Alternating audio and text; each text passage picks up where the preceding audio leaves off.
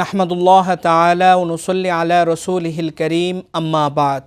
দর্শক শ্রোতা, মহিমান্বিত মাস রমজান উপলক্ষে সময়ের মাসব্যাপী আয়োজন ইসলাম ও রমজানে আপনাদের স্বাগত জানাচ্ছি। আমি জাকারিয়া হারুন। আজ আলোচনা করব রমজানের শেষ দশকে যেসব আমল করতেন নবীজি। রমজানে প্রতি মুহূর্তেই রহমত বর্ষিত হতে থাকে। সবচেয়ে বেশি রহমত থাকে রমজানের শেষ 10 দিনে। মহান আল্লাহ কিছু সময়কে শ্রেষ্ঠত্ব দিয়েছেন। সেই সময়গুলোর একটি পবিত্র রমজান মাসের শেষ 10 দিন। রমজানের বাকি দিনগুলোর চেয়ে এই 10 দিনের ফজিলত অনেক বেশি। এই দশকের রাতগুলো যেমন শ্রেষ্ঠ, তেমন দিনগুলো ফজিলতপূর্ণ। এই সময়ে নবীজি সাল্লাল্লাহু আলাইহি ওয়াসাল্লাম বিভিন্ন এবাদতে নিবিড়ভাবে মগ্ন থাকতেন। রমজানের শেষ দশকে নবীজির আমলগুলো এখানে তুলে ধরছি।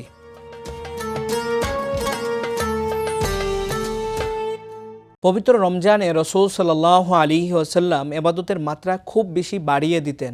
শেষ দশক এলে এর মাত্রা আরও বেড়ে যেত। আয়েশা রাদিয়াল্লাহু তাআলা আনহা থেকে বর্ণিত, রাসূল সাল্লাল্লাহু আলাইহি ওয়াসাল্লাম শেষ দশকে এবাদতের মাত্রা এত বেশি বাড়িয়ে দিতেন যেমনটি অন্য সময় করতেন না। আরেক হাদিসে আয়েশা রাদিয়াল্লাহু তাআলা আনহা বলেন, শেষ দশকে রাসূল সাল্লাল্লাহু আলাইহি ওয়াসাল্লাম কোমর বেঁধে আমল করতেন, অর্থাৎ খুব গুরুত্বসহ আমলে লিপ্ত থাকতেন।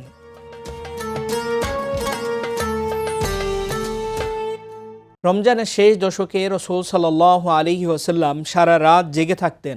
শেষ রাতে পরিবার পরিজনকে জাগিয়ে দিতেন। আয়েশা রাদিয়াল্লাহু তাআলা আনহা বলেন, রমজানের শেষ দশক এলে রাসূল সাল্লাল্লাহু আলাইহি ওয়াসাল্লাম কোমর শক্ত করে বেঁধে নিতেন এবং রাত জেগে থাকতেন ও পরিবার পরিজনকে জাগিয়ে দিতেন।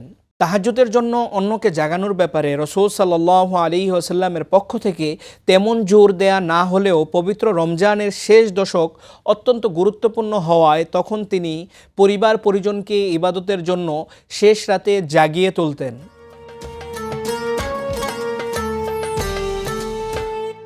রমজানের শেষ দশকে নবীজি সাল্লাল্লাহু আলাইহি ওয়াসাল্লাম যে ইবাদতটির প্রতি সবচেয়ে বেশি মনোযোগী হতেন তা হলো এতেকাফ। মহান আল্লাহর ইবাদতের জন্য সব ব্যস্ততা থেকে মুক্ত হয়ে এবং পবিত্র লাইলাতুল কদরের খোঁজ করার উদ্দেশ্যে এই দশকে তিনি মসজিদে অবস্থান করতেন। জীবদ্দশায় একাধিকবার তিনি এতেকাফ করেছেন। নবীজির মৃত্যুর পর তার স্ত্রীরাও এতেকাফ করেছেন। হযরত আয়েশা রাদিয়াল্লাহু তাআলা আনহার বর্ণনায় এসেছে, নবীজি সাল্লাল্লাহু আলাইহি ওয়াসাল্লাম ইন্তেকাল অবধি প্রতি বছর এতেকাফ করেছেন। নবীজির ইন্তেকালের পর তার স্ত্রীগণও এতেকাফ করতেন।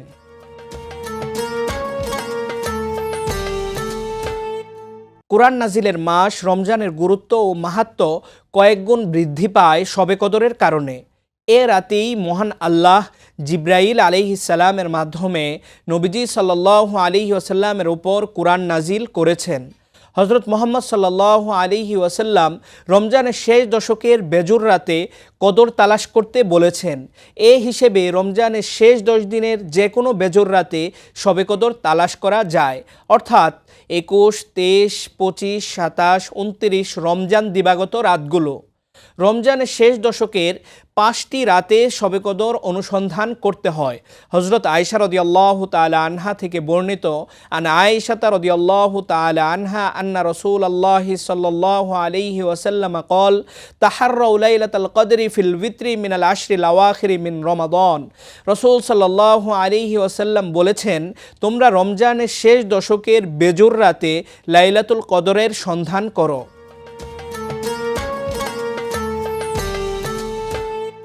নবীজি সাল্লাল্লাহু আলাইহি ওয়াসাল্লাম রমজানের শেষ দশকে বেশি বেশি দোয়া করতেন। উম্মতকে শেষ দশকে বেশি বেশি দোয়া করার পরামর্শ দিতেন।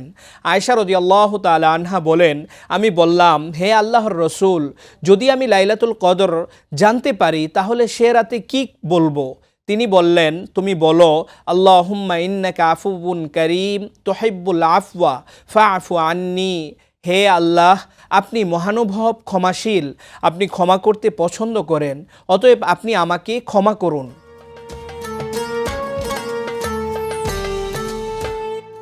শেষ দশকের একটি গুরুত্বপূর্ণ আমল হলো সদকাতুল ফিত্র আদায় করা। কেননা রাসূল সাল্লাল্লাহু আলাইহি ওয়াসাল্লামের যুগে সাহাবায়ে কেরাম ঈদের নামাজের আগেই সদকাতুল ফিত্র আদায় করতেন।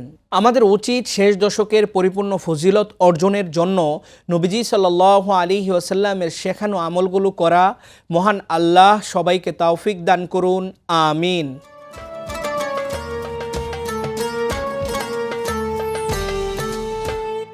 প্রিয় সুধী, রমজানের রোজা সঠিকভাবে পালনের জন্য রমজান সম্পর্কিত গুরুত্বপূর্ণ মাসালা জানা জরুরি। তাই এ সংক্রান্ত দুটি মাসালা এখানে উপস্থাপন করছি। একজন জানতে চেয়েছেন, রোজা রেখে চোখে ওষুধ সুরমা ব্যবহার করা যাবে? রোজা রেখে চোখে ওষুধ সুরমা ইত্যাদি লাগালে রোজার কোনো ক্ষতি হয় না।